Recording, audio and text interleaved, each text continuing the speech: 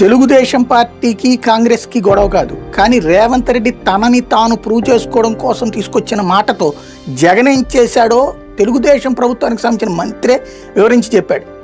రాయలసీమలో ఎత్తిపోతల పథకం అన్నటువంటిది జగన్ ప్రారంభించి హడావిడి చేయాల, హంగామా చేయాల, ఆర్భాటం చేయాల, కూల్గా చేసుకెళ్ళాడు. ఎందుకంటే పర్మిషన్ లేదు తెలుసు. కొన్ని ప్రాజెక్టులకి పర్మిషన్ లేకుండా ప్రారంభించి పూర్తయ్యాక నువ్వు పర్మిషన్ ఇయ్యని అడుగుతారు.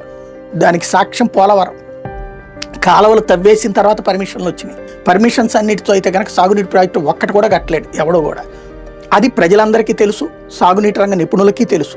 ఎన్జీటీ పాయింట్ని అడ్డం పెట్టేసేసి మేము అందుకు ఆపేసాము అంటే అంతకంటే వెర్రితనం లేదు. ఎన్జీటీ ఆపమన్నా సరే ఆపకపోతే ఆ రోజున చివరికి చీఫ్ సెక్రటరీకి అరెస్ట్ వారెంట్ జారీ చేస్తామని కూడా వార్నింగ్ ఇచ్చింది జగన్ ప్రభుత్వంలో. అప్పుడు ఈనాడు జ్యోతినే రాసినవి, ఎన్జీటీ చెప్పినా కూడా పనులు జరిగిపోతున్నాయి, అట్లాగే కేంద్ర ప్రభుత్వం వద్దన్నా కూడా పనులు జరిగిపోతున్నాయి. అంటే రాయలసీమ కోసం అసలు అంత తెగించాడు, అంత కష్టపడ్డాడు, అంత డబ్బులు ఖర్చు పెట్టాడు. బిల్లులు వస్తాయో రాదో తెలిసినా కూడా పెద్దిరెడ్డి కంపెనీ వాళ్ళు కట్టారు. ఇది ఇన్నున్నాయి. ఇవన్నీ ఇప్పుడు నిరూపణ అయినట్టు, ఎవరో చెప్పక్కర్లేదు. ఇప్పుడు రామానాయుడు గారు చెప్పారు, దాన్ని బట్టినే అర్థమైపోతుంది. మరి ఇది మంచి కోసం చేసినట్ట, చెడు కోసం చేసినట్ట?